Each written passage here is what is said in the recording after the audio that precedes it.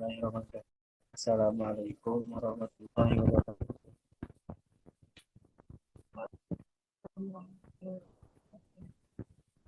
Apakah terdengar suaranya?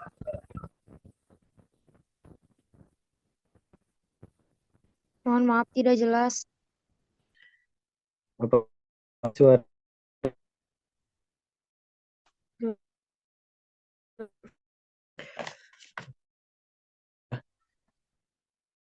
mohon maaf untuk materi pertama akan disampaikan oleh Kang Iqbal. Untuk Kang Iqbal, silahkan.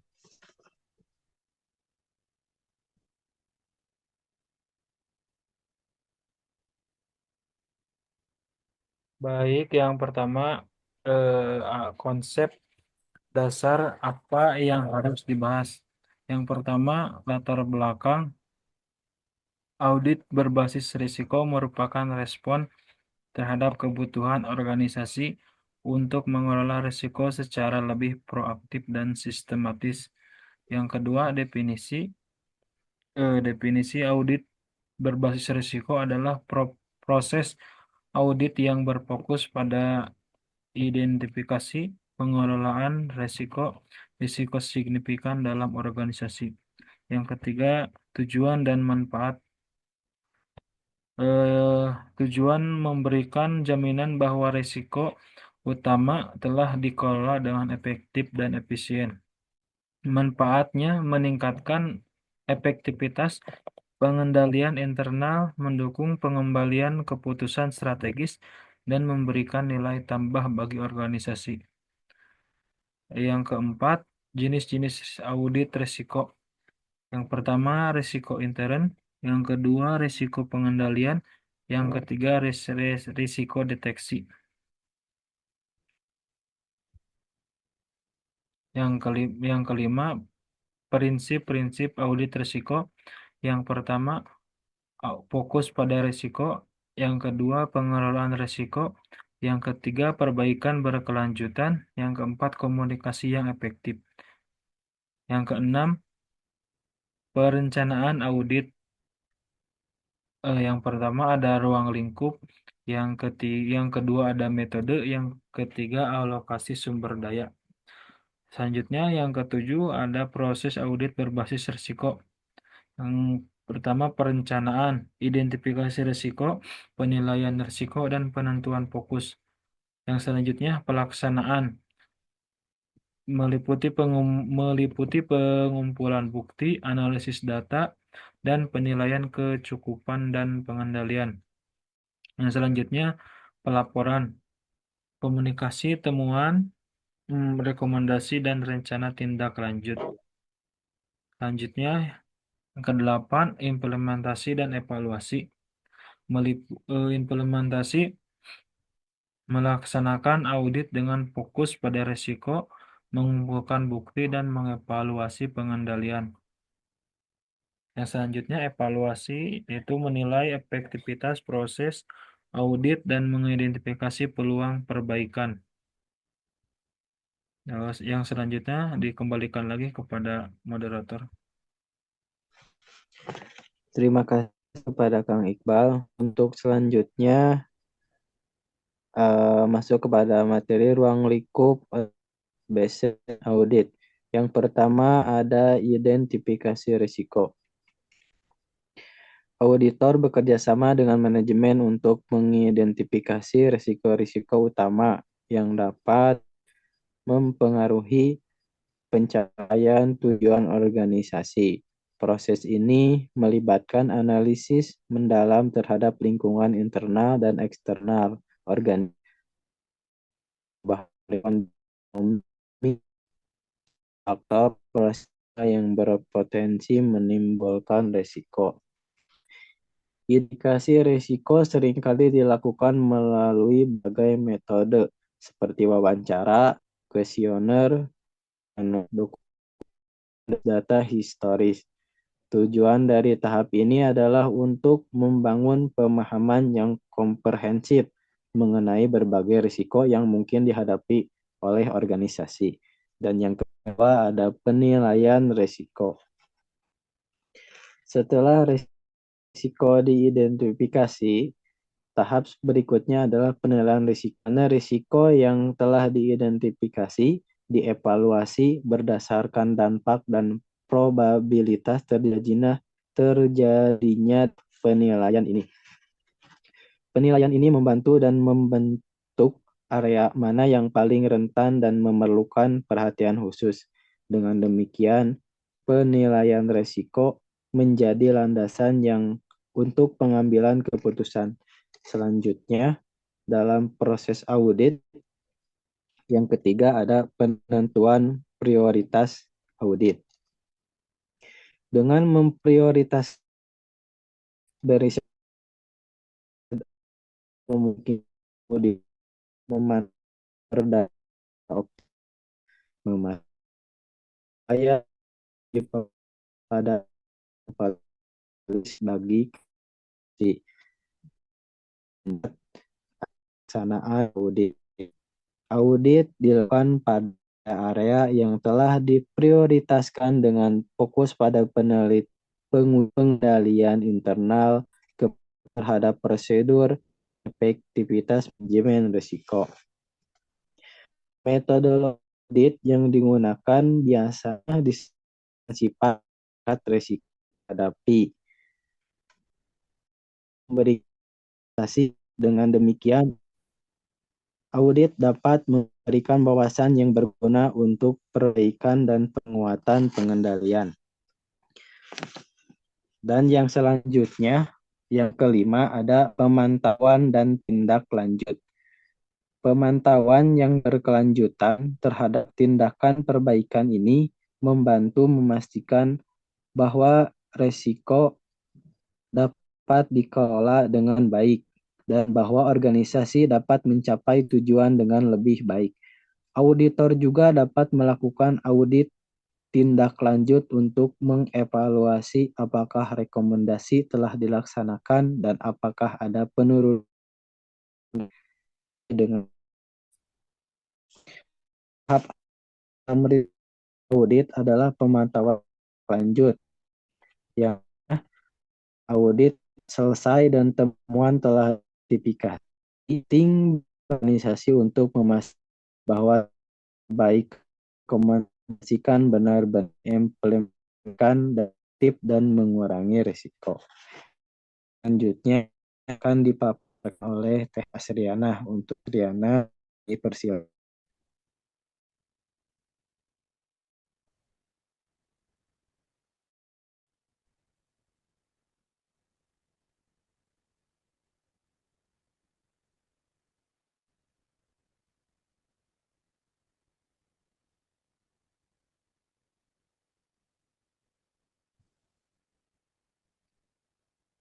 Saja untuk penjelasan selanjutnya yaitu mengenai metodologi dari risk-based audit.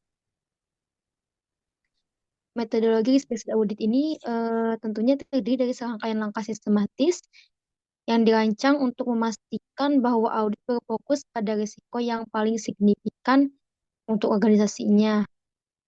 Nah, untuk setiap tahapannya yaitu dari mulai perencanaan hingga tindak lanjut ya.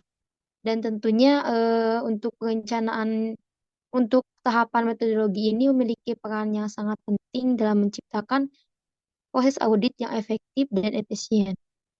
Nah, langsung saja di sini untuk langkah pertamanya yaitu perencanaan yang merupakan fondasi bagi seluruh proses audit berbasis risiko. Pada tahap ini, auditor melakukan penilaian awal terhadap lingkungan organisasi untuk mengidentifikasi area yang paling rentan terhadap risiko. Nah, biasanya auditor menggunakan informasi ini untuk mengembangkan rencana audit yang berfokus pada area yang berisiko tinggi. Kemudian, biasanya juga rencana audit ini mencakup penentuan ruang lingkup, tujuan audit, serta alokasi sumber daya juga yang diperlukan untuk melaksanakan audit secara efektif. Kemudian kita lanjut ke tahap kedua yaitu tahap pelaksanaan, di mana audit sebenarnya dilakukan. Nah, dalam tahap ini auditor juga menggunakan berbagai teknik dan pendekatan untuk mengumpulkan bukti yang relevan mengenai pengelolaan risiko di area yang telah diprioritaskan. Untuk tahapan ini, auditor juga biasanya menggunakan analisis data ya, dan teknik audit berbantuan komputer untuk mengidentifikasi anomali atau kelemahan dalam prosesnya. Untuk fokusnya sendiri dalam pelaksanaannya biasanya pada evaluasi efektivitas pengendalian internet dan pengelolaan risiko yang ada, yang pastinya dengan tujuan untuk mengidentifikasi area yang memerlukan perbaikan. Kemudian kita lanjut ke tahap pelaporan. Untuk tahap laporan ini, auditor menyusun laporan audit yang detail ya, yang berfokus pada temuan terkait risiko dan pengendalian internal. Nah, setelah itu biasanya laporan tersebut disampaikan kepada pihak manajemen atau kepada komite audit atau kepada dewan direksinya dengan tujuan dari laporan tersebut untuk memberikan wawasan yang jelas dan tindakan yang dapat diambil dalam perbaikan pengelolaan risiko dalam organisasinya. Selanjutnya kita masuk ke tahap yang terakhir yaitu tahapan tindak lanjut atau menindaklanjuti. Setelah laporan audit disampaikan, auditor bertanggung jawab untuk memastikan bahwa rekomendasi yang diberikan ditindaklanjuti oleh manajemen. Nah, dalam beberapa kasus, audit tindak lanjut dilakukan untuk memverifikasi bahwa risiko telah dikelola sesuai dengan harapan dan bahwa pengendalian internal telah diperkuat. Untuk tahapan ini juga sangat penting karena memastikan bahwa audit berbasis risiko memberikan manfaat jangka panjang bagi organisasi tersebut.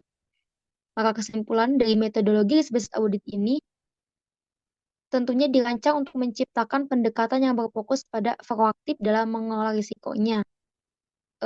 Biasanya dengan melalui setiap tahap dari perencanaan hingga tindak lanjut.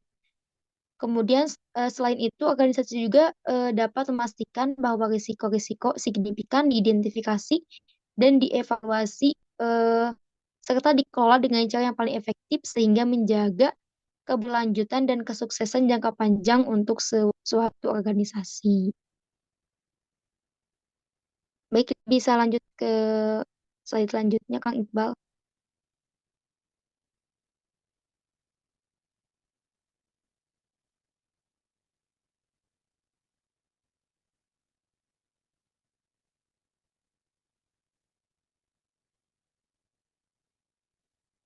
Kak Iqbal, bisa lanjut ke slide selanjutnya.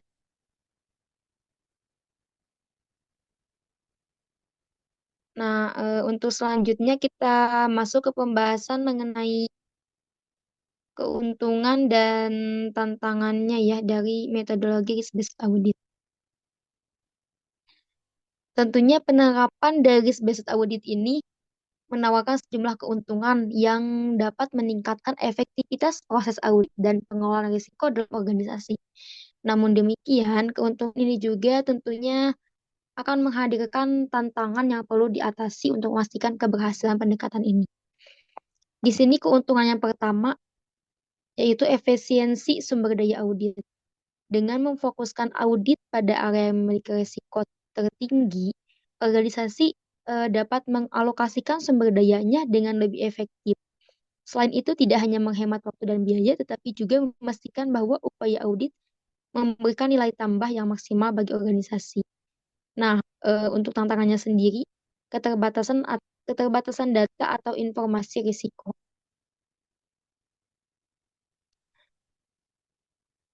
Untuk dapat menerapkan risk-based audit ini dengan efektif, tentunya auditor memerlukan data yang akurat dan lengkap mengenai risiko yang dihadapi oleh organisasi. Kemudian untuk yang kedua, keuntungannya di sini fokus pada area yang paling berdampak. Dengan pendekatan berbasis risiko, auditor dapat menyoroti aspek-aspek yang memiliki dampak signifikan terhadap pencapaian tujuan organisasi. Maka untuk tantangannya yaitu ketergantungan pada kualitas penilaian risiko. Nah, risk-based audit ini sangat bergantung pada kemampuan auditor untuk menilai risiko dengan tepat.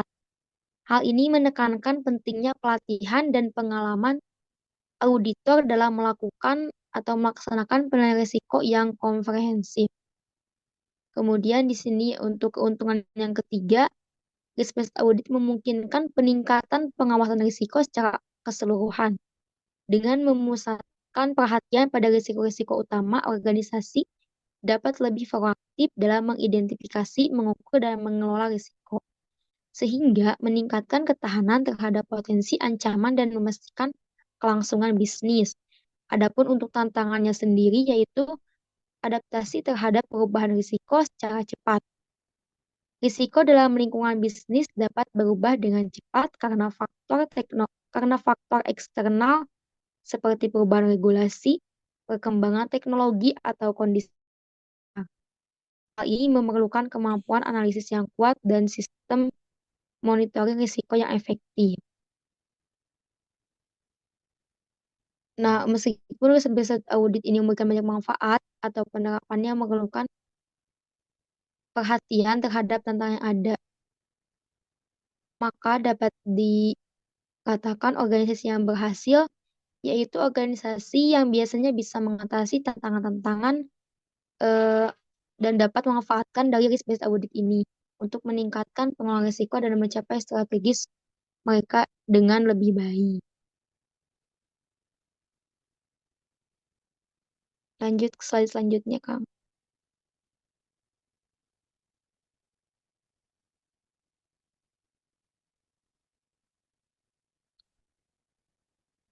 Selanjutnya di sini kita juga mencantumkan dari studi kasus atau pengimplementasiannya. Tentunya implementasi risk-based audit ini kita ambil dari suatu organisasi yang memberikan dampak signifikan terhadap pengelolaan risiko dan efektif audit.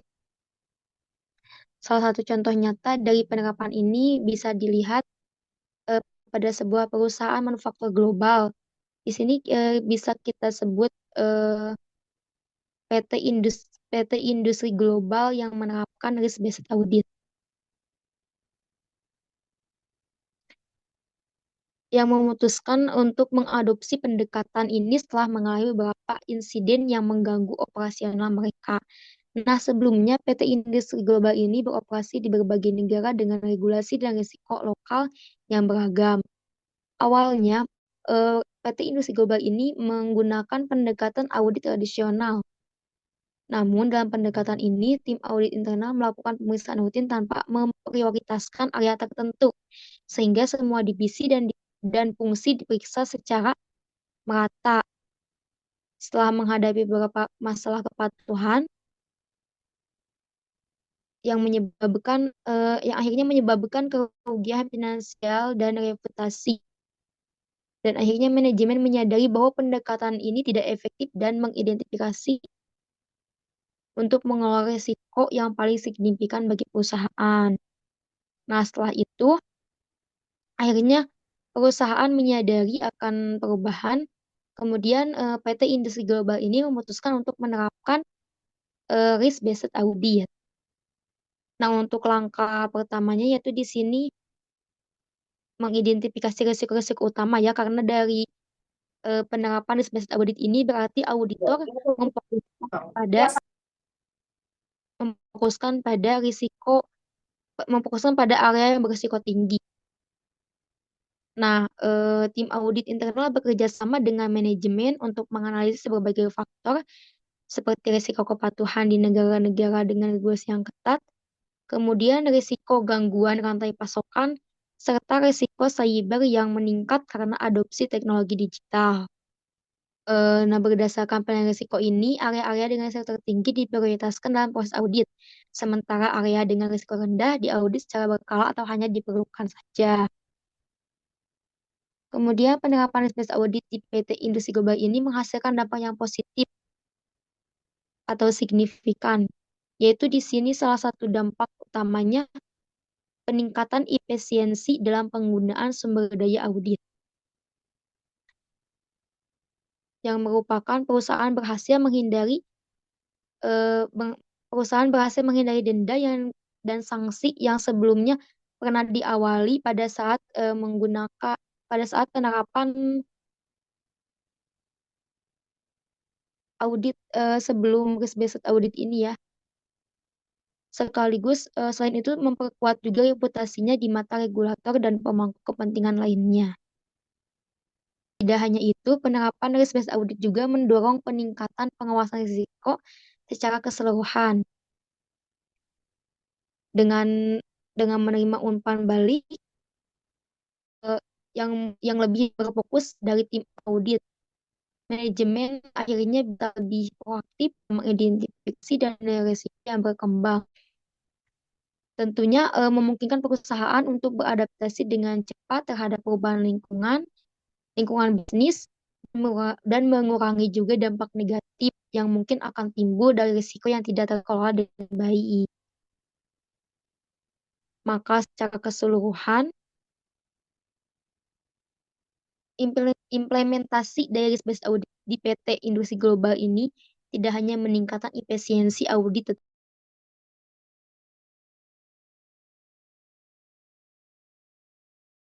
mohon maaf, terdengar tidak ya? Tidak terdengar teh sedikit. Aduh, ini mic-nya ke unmute. Dari mana yang tidak terdengarnya? Mungkin dari beberapa detik ke belakang aja. Punten. Waktunya tinggal beberapa detik lagi ini teh. Nanti kalau habis waktunya, teman-teman mohon masuk kembali ya.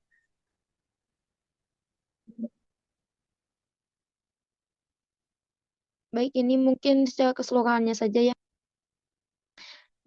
Mungkin dari contoh implementasi di PT Industri Global ini, pada intinya setelah menerapkan risk-based audit ini sangat banyak keuntungan yang mereka peroleh. Salah satunya di sini bisa menghindari denda dan sanksi.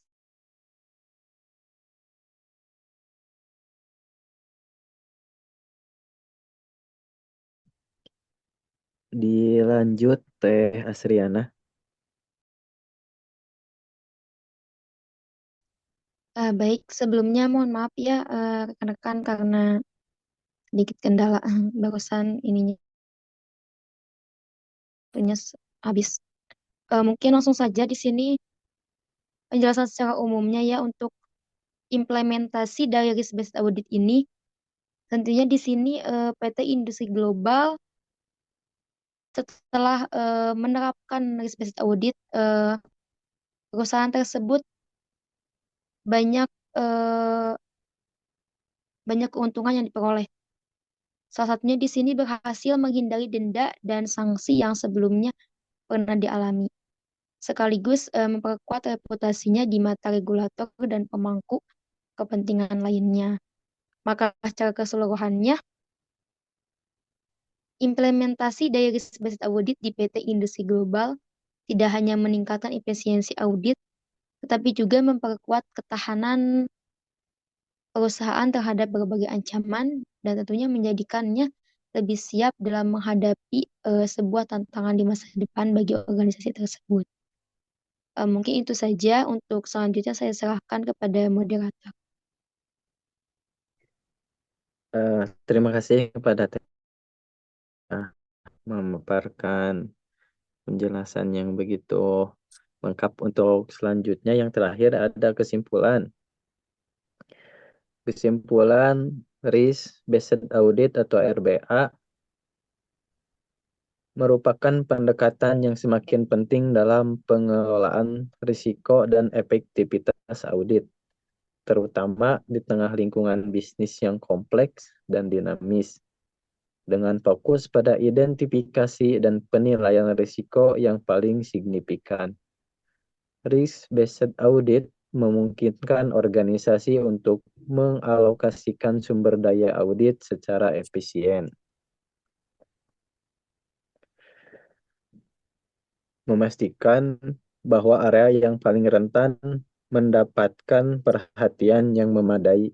Hal ini tidak hanya membantu dalam memitigasi risiko, tetapi juga meningkatkan ketahanan organisasi terhadap potensi ancaman. Ruang lingkup risk-based audit meliputi proses identifikasi, penilaian, dan prioritas risiko yang diikuti dengan pelaksanaan audit yang berfokus pada area risiko tertinggi. Nah, mungkin itu saja yang dapat kami sampaikan. Kurang dan lebihnya mohon maaf. Untuk selanjutnya, dari rekan-rekan semua, apakah ada yang ingin ditanyakan untuk sesi sekarang? Mungkin tanya jawab. Untuk selanjutnya, mangga ke rekan-rekan semua, apakah ada yang ingin ditanyakan?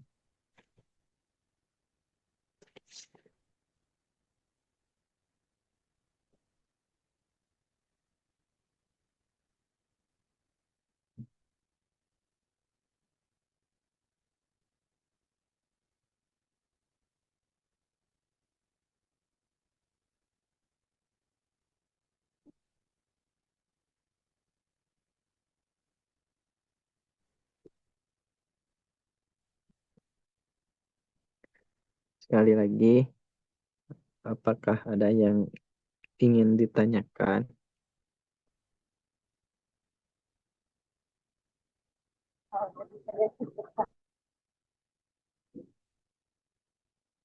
Gimana Teh Dede Elis?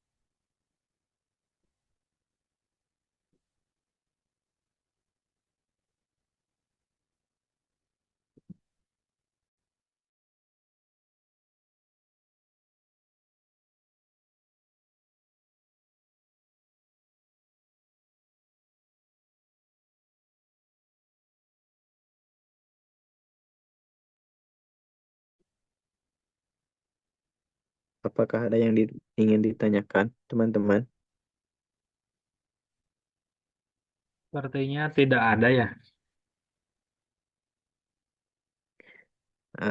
Baik kalau gitu, jika memang tidak ada yang ingin ditanyakan, kami cukupkan dari kelompok kami. Terima kasih kepada teman-teman yang sudah meluangkan waktu untuk mengikuti presentasi kita kali ini. Sekali lagi mohon maaf apabila banyak kekurangan dalam apa yang kami sampaikan, dan terima kasih. Mungkin itu saja yang dapat kami sampaikan. Wabillahi taufiq Izin. wal hidayah. Kenapa? Sebelum ditutup, eh, alangkah baiknya kita berdoa untuk apa? Almarhum ayahanda dari Siti Hasanah. Oh iya, benar Kang. Mungkin mengingatkan kembali bagi teman-teman yang belum tahu, kita dari keluarga Sistem Informasi Regbe Cianjur dan Sukabumi, ayahanda dari salah satu teman kita yaitu Teh Siti Hasanah eh, meninggal dunia ya. Alangkah baiknya kita berdoa terlebih dahulu, mudah-mudahan almarhum ayahanda Teh Siti Hasanah dilapangkan kuburnya, matinya dalam keadaan husnul khotimah. Mungkin berdoa ya. Al-Fatihah.